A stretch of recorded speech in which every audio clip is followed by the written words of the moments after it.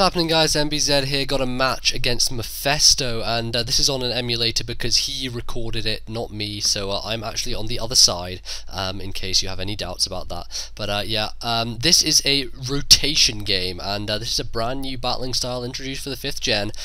Pretty weird, pretty interesting, but let's get this underway. You basically have 3 guys out at once, and yeah, whenever you want to, use an attack, you can switch about, which is kind of weird. I'll kind of explain it as it goes along, kind of hard to explain, but yeah, I lead off with my metal, and I go for the Volt Change, which is a special attacking U-turn, and I switch out here. That guy's scarfed, so I go out to my Doritos, my Brungaru, which is a water spout guy, and I take the predicted water move with my Water Absorb, meaning that I do not get affected by it. He rotates here, meaning he switches, but he also gets to make a move in the same turn, so as he switches he also makes a move, and the person who moves first is obviously, who does the move first is the faster one, that's determined by speed.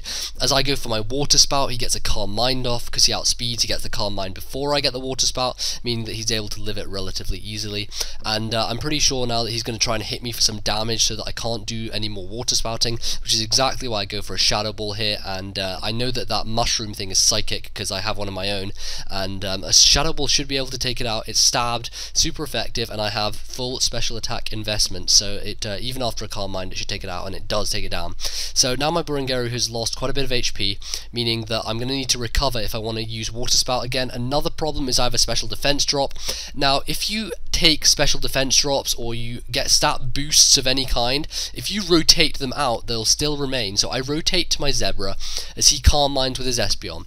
Now because I've rotated out with my water guy, he's still going to have that special defense drop when he comes back in, and same with this Espeon. If he switches this Espeon out now, which he doesn't, he takes a Wild Bolt from my Zebra and lives it pretty nicely, but if he was to switch out there, or if he's to rotate out, then he would be able to keep the Calm Mind boost. Now I know that he's faster than me, and he's probably going to kill me with a Psycho Shock, which is exactly what he does, and my Zebra goes down. So that's kind of a pain because I like this thing, and I could have actually Nitro Charged. You see, I was thinking there that the better move would be to Nitro Charge, get a speed boost from it, and then Wild Bolt, but didn't work out like that. He gets the KO, and I go out to my Scarfed Metal again. Now, I do not have Stab on Thunderbolt, but I'm thinking it's going to do a decent amount to Espeon, if not kill it, and it doesn't really do anything of the sort, which is a real pain, because he hidden powers, I think it's fighting, it's either fighting or it's ground, probably fighting, which it is, but I do manage to live the +1, freaking +1 hidden power fighting, which is good, and I'm going to have to rotate to something here. I go to Burangeru because I think that I'm pretty much done, but he also rotates, and he rotates to a Swampert, so I get the recover on his rotation, as he managed to Earthquake my rotation, so we both rotated, but at the same time we are both able to do moves, if you can see what I'm saying. So when you choose whether you want to rotate or not, you also choose a move. I think I've reiterated that a lot, but it's kind of hard to, with the versus recorder, it's kind of hard to distinguish which turn is which. So his turn here, he switches to Espeon, but he also gets to use Psycho Shock on the same turn, meaning that I'm able to stay in here and take that and live it, because it's a physically attacking move, not a specially attacking one, because Psycho Shock, deals physical damage.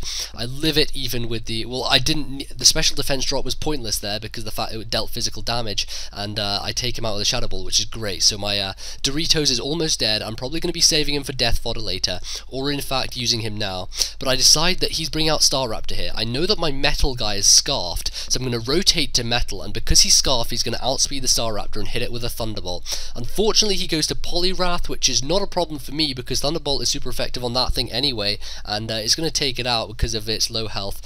So Poliwrath goes down, and I'm still scarfed, I'm still locked on, but he lives. What? I was pretty sure that took him out. Okay, maybe not. Turns out that no stab with Thunderbolt is not going to be good enough, and he actually takes me down, but he does die. Now remember, he died, but he died from Life Orb, so that was the deal there, because he took himself out with Life Orb and killed me with an Earthquake. So I go to my Mabukishika because Mabukishika is awesome, and it's a deer, and it's really cool, and I go for the jump kick on his Fortress as he paybacks. I don't really know why I went for that. I probably should have gone for the Wild Bolt, mainly because his Staraptor is going to be not outspeeding me, and I would be able to take it out. And he does switch to Staraptor here as I go for the Wild Okay, maybe not. I rotate to Burungaru for some reason, because I know why, because I think his Staraptor is going to outspeed my deer, so I go to this guy's death fodder just to see what he's doing. I'm pretty sure that he's scarfed or something. So I go to Natore, which is my cursing Natore set, and I'm going to get up a curse here as he close combats, and he's going to take Iron Thorns, or whatever it's called, Steel Thorns, and that does a lot of damage, but now that I can see he switches moves, he cannot be scarfed, meaning that my deer can outspeed him, which is awesome. So I think on this turn I switch out to my deer, and I go for the Wild Bolt, not before I go for the curse though. So I get out my curse, and I get lefties, which is awesome. So now whenever I switch, whenever I rotate my Natore back in, it'll still have the curse, so any physical attack that his Swampert or his whatever else his Fortress wants to use, it will be useless. So I rotate to my deer, which does outspeed him and does kill him with a Wild Bolt, which is awesome, because that Staraptor would have been a huge pain to take out otherwise, and it goes down to the super effective Wild Bolt. So I like the fact that this deer is pretty fast and it's able to outspeed Staraptor, which is relatively fast in itself. I can't even remember how fast Staraptor is, but he rotates to the right and goes to his Swampert, as I go for a Leech Seed, because he was predicting my Wild Bolt there, which is why I went to the ground type, but I actually Leech Seeded. I was thinking of going for the what do you call it, the Woodhorn, which is the grass move on the Fortress, predicting a Swampert switch, but he rotates the Swampert and gets the Ice Beam off. So I go to Gajondo here because it's pretty much the only thing that can hurt his Swampert now. Natore won't do that much with well, actually Natore can kill it with Power Whip, but I'm thinking that he's gonna switch to Fortress, and the only thing to take out this Fortress will be Natore. Not Natore. Gajondo. Jesus, this is so confusing. Oh jeez, I don't even have time to explain the pokes because I'm trying to explain this rotating crap going on. But he still has Leech Seed on him, which is really useful for me because it means I get my recovery back. And it means I'm not going to die to any sort of move that he's going to use.